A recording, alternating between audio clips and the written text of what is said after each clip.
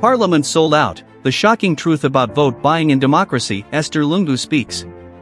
What happens when members of parliament no longer vote their conscience, but their price? According to Esther Lungu, Zambia has reached a dangerous moment, one where parliamentary votes are allegedly for sale and democracy itself is being auctioned to the highest bidder. These are not casual words. They are an accusation that strikes at the very heart of Zambia's democracy. Is Parliament still representing the people or powerful interests? Tonight, we examine the claim, the context, and the consequences, because when democracy is on auction, every citizen pays the price. Good day, viewers. Welcome to another edition of InspirAfrica Official. I'm Nakash. As we close out this December, and as Zambia stands at the threshold of another election cycle, with the Chiwama by-election just weeks away and the 2026 general elections looming on the horizon, something profoundly disturbing has emerged from the shadows of our democracy. Something that should concern every citizen who believes in the power of their vote. Imagine this: you wake up on election day, believing your vote will determine the future of your constituency, your province, your nation. You walk to the polling station with hope that your voice matters, that your choice will count. But what if I told you that before you even cast that ballot, the outcome has already been purchased? What if the very foundation of our democracy, the sacred act of voting, has become nothing more than a transaction, a commodity to be bought and sold like bags of meal at a market? This is not a conspiracy theory. This is not political propaganda. This is the documented, verified reality of Zambian elections in 2024 and 2025. How much does it cost to buy a parliamentary seat in Zambia? $3.8 million, nearly $200,000. But here's the question that should haunt every Zambian: where does that money come from? Who are the faceless financiers pouring millions into campaigns, and what do they expect in return once their candidate sits in Parliament House, when a candidate spends over 2 million kwacha?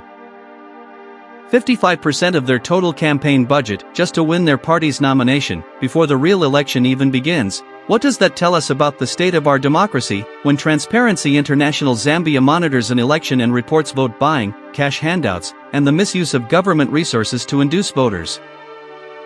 When they see truckloads of meal distributed during campaign periods, when they document food items, cash payments, transport services all deployed as weapons of electoral manipulation, what does that say about the integrity of the system? And when 10 cabinet ministers descend upon a single constituency during a by-election, when district commissioners and permanent secretaries openly campaign without taking official leave, when state resources are deployed not for governance but for political conquest, whose democracy is this? Who does Parliament truly represent? Can a democracy survive when poverty becomes the most powerful campaign tool? When hunger is weaponized, and desperation is exploited? When the people's choice is not freely given but systematically purchased? The answer is unfolding right now, in constituencies across Zambia. And what we're discovering is more troubling than many imagined. Actual foundation, background and timeline. Transition. The revelation came to light in December 2024, when Transparency International Zambia released a groundbreaking study titled Elections and Money: Perspectives from Members of Parliament in Zambia. Concrete context. The study, led by TIZS Advocacy, Policy and Research Manager Bright Kazand, interviewed 80 sitting members of Parliament from the 2021 general elections, both from the ruling party and opposition, including independents. These were not losing candidates offering excuses. These were the winners, the people who successfully navigated Zambia's electoral system. And their testimonies painted a shocking picture of what it actually takes to win a seat in Parliament. Initial discovery. The numbers were staggering. The estimated average cost of winning the 2021 parliamentary election was $3.8 million per candidate, equivalent to $192,266 at the time. Combined, the 80 MPs interviewed spent approximately $392 million to secure their seats. But the study revealed something even more disturbing: the breakdown of where this money went. Chronological sequence. The journey to Parliament, researchers found, happens in 4 distinct stages, and at each stage, money changes hands. Stage 1, pre-adoption. This is where the real bloodletting begins. Before a candidate can even represent their party, They must navigate internal party politics. This stage alone accounted for over 55% of total campaign expenditure, K2.1 million on average for each candidate. This is the money spent convincing party officials, feeding so-called grassroots organizers, providing logistics, airtime, food, and what the report delicately termed enormous amounts of highly intoxicating alcohol for efficient and effective party mobilization. Stage 2. Adoption and nomination. The Westminster Foundation for Democracy's parallel study found that participating in a competitive candidate selection process cost an additional K158,000, $8,600 on average. This is money spent after surviving the pre-adoption phase, just to formalize one's candidacy. Stage 3, the campaign. Most public campaign expenditure happens here: the rallies, the posters, the media presence. But by this point, candidates have already spent the majority of their war chest just getting permission to run. Stage 4, post-election. Even after winning, MPs reported significant expenses, celebrations, thank you payments, settling debts incurred during the campaign. Specific details and names. Maurice Nyambe, TIZ's executive director, emphasized that some of the top cost drivers were explicitly illegal under the Electoral Process Act No. 35 of 2016, which defines offering money or gifts to voters as an electoral offense. How the situation unfolded. But theory met reality in the December 2024 Kawambwa parliamentary by-election. This wasn't an abstract study, this was vote buying in real time, documented as it happened. The by-election was triggered by the conviction and imprisonment of incumbent MP Nixon Chilangwa. The Electoral Commission of Zambia scheduled the poll for December 20, 2024. What followed was a masterclass in how money corrupts the democratic process. In the weeks leading up to Election Day, Transparency International deployed monitors across Kawambwa constituency. On December 19, 2024, one day before the vote, TIZ issued a public statement. They had received multiple reports of senior ruling party officials distributing cash and food items to voters. They documented the presence of at least 10 cabinet ministers in Kawambwa, along with district commissioners, permanent secretaries, and other high-ranking government officials, all campaigning without evidence of official leave. The Christian Church's monitoring group reported similar findings. They documented voter manipulation, including UPND supporters transporting individuals from Kawambwa to Inchallenge to replace lost or damaged voter cards. Teachers were allegedly instructed to fill out blank, pre-stamped police reports at registration centers to facilitate fraudulent card replacements. Keneal radio station conducted investigative journalism, filming live the illegal voter registration and transportation of voters between constituencies. Opposition parties reported that their polling agents were physically expelled from voting stations. Despite TIZ and CCMG monitors being present, enforcement of the Electoral Code of Conduct was virtually non-existent. December 2024, present. The ruling UPND won the Kawambwa seat. But the victory was hollow.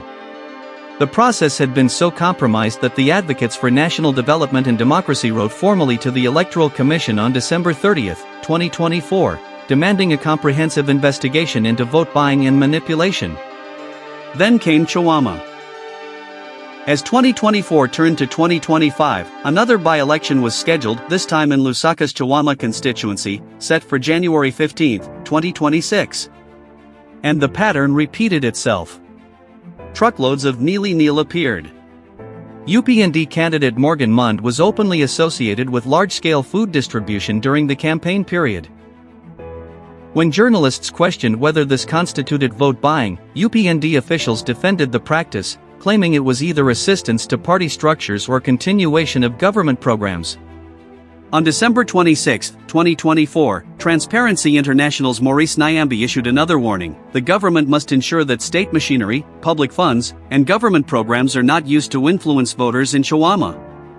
UPND Deputy Spokesperson Elvis Nkandu, a man who has earned the street nickname B.A. Tantamini for his open distribution of payments during campaigns, responded that there would be no vote buying in Chawama, but government programs will continue. The distinction was lost on no one.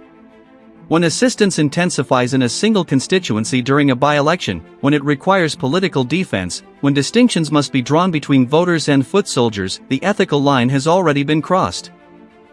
Direct evidence, quotes and testimony. Extensive direct quotes. Let's hear directly from those who have studied this crisis, who have documented it, who have lived it. From the Transparency International report. From the TIZ study on campaign finance, the researchers concluded. The average cost of winning an election in Zambia is at K3.8 million. Campaign spending is not equal across categories. Men spend more than women, adults spend more than youths, richer candidates spend more than lower-income ones, urban candidates spend more than candidates from rural constituencies, ruling party candidates spend more than opposition candidates. They continued. Candidates who can afford to spend more money on campaigns reap the benefits of increased spending, including improved visibility. Some of the top cost drivers of campaigning in Zambia are considered illicit under the law, particularly under the Electoral Process Act No. 35 of 2016, which explicitly defines the offering of money or gifts to voters as an electoral offense. Analytical transition. But what haunts this report most is not the spending itself, it's what remains unknown. More testimony. Crucially, the report states, the study reveals that little information is available concerning the critical question of who funds political parties, particularly identifying the major contributors, and how much political aspirants earn from their salaries compared to the significant amounts they spend on campaigns. From TIZ's January 2025 analysis. In their follow-up report titled Corruption and Political Party Financing in Zambia, published in January 2025, Transparency International asked the questions that should keep every Zambian awake at night. Which ordinary Zambian citizen can realistically afford such campaign spending without the help of a generous funder? What mechanisms do we have in place to prevent private interests from funding candidates with the expectation of illicit favors in return? Unfortunately, so far, the answers are very few. The report detailed exactly how this corruption cycle perpetuates itself. In such a context, political parties often resort to opaque donations. Wealthy individuals, businesses, or foreign entities provide large sums of money in exchange for political favors, such as lucrative government contracts, licenses, or favorable policy influence once the party assumes power. Creating a cycle of dependency where political parties prioritize the interests of financiers over those of ordinary citizens, undermining equitable governance. Kawambwa-specific testimony. On December 19, 2024, the day before Kawambwa voted, TIZ Executive Director Maurice K. Nyambi held a press briefing. His words were careful, measured, but unmistakable. Transparency International Zambia is monitoring the electoral campaign activities in the Kawambwa parliamentary by-elections ahead of the poll day scheduled for December 20, 2024. As part of this comprehensive monitoring of the campaign, polling day, and post-election activities, TIZ has been receiving information on the happenings at various electoral events such as campaign rallies across the entire constituency, and has therefore become aware of reports of electoral malpractices such as vote buying and the use of government programs to induce voters. He continued. The Electoral Process Act No. 35 of 2016 clearly defines the offering of money or gifts to voters as an electoral offense. TIZ is therefore gravely concerned about these malpractices that have been going on in Kawambwa. We have received reports that senior party officials of the ruling party have been engaging in the practice of dishing out, and here the statement trails off, the sentence incomplete in the official document, as if even putting the full reality into words was too compromising. ANDD's formal complaint. On December 30, 2024, 10 days after the Kawambwa vote, the Advocates for National Development and Democracy wrote officially to the Chief Electoral Officer at the Electoral Commission of Zambia. Their letter, formal and procedural, nonetheless crackled with barely contained outrage. As an organization dedicated to advancing democratic principles, electoral transparency, and integrity, we have carefully examined reports from various stakeholders, including the Christian Churches Monitoring Group, CCMG, Transparency International Zambia, opposition parties, and other concerned parties, regarding the parliamentary by-election held on December 20, 2024 in Kawambwa constituency. They detailed specific violations. There were reports of UPND supporters transporting individuals from Kawambwa to Enchallenge to replace lost or damaged voter cards. Teachers from the constituency were allegedly instructed to fill out blank, stamped police reports at voter registration centers to facilitate the replacement of these cards. These actions raise serious concerns about the manipulation of the voter registration process. On state resource abuse. Another significant concern raised is the presence of at least 10 cabinet ministers and other government officials stationed in Kawambwa without clear evidence of official leave. The involvement of district commissioners, permanent secretaries, and other high-ranking government officials in this manner, along with the use of state resources, creates an uneven playing field and compromises the neutrality of the election. Opposition voices. Ambassador Emmanuel Mwamba, opposition figure and former diplomat, was less diplomatic in his assessment. In a statement released December 21, 2024, he wrote, "This was a total sham of an election. The people of Kawambwa overwhelmingly voted for Mwansa Danstan of the NCP, despite the odds, the vote buying, the violence and bribery is confirmed by Transparency International." He continued with frustration. Yes, UPND, in active collusion with the Electoral Commission of Zambia, ECZ, has unashamedly stolen this election. UPND has used thuggery, violence and manipulation while the Zambia police watched grinning with amusing glee. Socialist Party President Fred Membe. Dr. Fred Membe, president of the Socialist Party and veteran journalist, issued his own statement in mid-January 2025. "We are grateful that stakeholders such as Transparency International Zambia, TIZ, have pointed to UPND's vote buying during the Kawambwa by-election. The stance taken by TIZ and other stakeholders who have voiced their concerns is welcome and a clear vindication of what we have been talking about." He added, with bitter experience, "We have always insisted that the by-elections that are being held by the Electoral Commission of Zambia, ECZ, are nothing but a fraud, a waste of money and time. We have been participating in these by-elections since 2021 and experiencing the same violent, vote-buying, and fraudulent conduct by the UPND, which the ECZ and police don't seem to be able to do anything meaningful about." On the systemic nature of the problem. District commissioners, permanent secretaries and presidential aides, who are civil servants, are always part of their campaign teams, using government motor vehicles, often with registration plates removed. Even the buying of votes is seen as something normal by the UPND.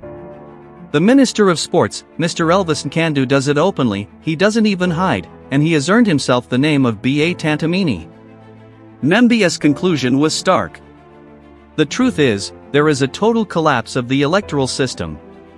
It's a total fraud, they are not free, fair, and peaceful, and don't reflect the will of the people.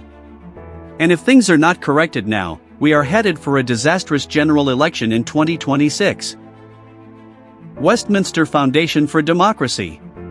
The international perspective came from the Westminster Foundation for Democracy, whose comprehensive study noted 6 factors can explain the spiraling cost of politics in Zambia. The persistent clientelist nature of politics, the importance of personalities over policy stances, political parties' insufficient access to resources, corruption incentives, the unregulated and opaque nature of business financing, and the complete lack of enforcement of existing campaign finance regulations. Their warning. The consequence is that expensive campaigns have the potential to skew political competition in favor of political parties with access to state resources, reduce female representation, and distort political representation to the detriment of pro-poor policies. Moreover, and especially when privately financed, they can also have the potential to increase levels of corruption. Chawama. The pattern continues. As the Chawama by-election campaign began in late December 2025, the defenses of vote buying became increasingly creative and increasingly unconvincing. UPND spokesperson Obvious Mwalateta, when confronted with images and reports of massive mealie meal distribution, responded, "The distribution of mealie meal in the constituency does not amount to voter inducement and should not be criminalized simply because a by-election is taking place." He insisted, assistance being provided is either directed at party structures or falls within the continuation of government programs, which cannot be suspended on account of an electoral contest. Feeding people should not be equated with bribery. Elvis Nkandu, the deputy spokesperson whose nickname B.A. Tantamini literally references payment distribution, stated, "We'll not buy votes in Shawama, but government programs will continue." Analytical observation. An opinion piece in the Lusaka Times captured the absurdity. Government programs are expected to be predictable, non-partisan, and evenly applied. They are not expected to intensify in a single constituency during a by-election, nor to require political defense when questioned. The issue is not whether hunger exists. It does. The issue is whether hunger is being used as a political instrument in a competitive electoral environment. When distinctions have to be drawn between voters and foot soldiers, and when party officials are forced into semantic defenses, the ethical line is already blurred.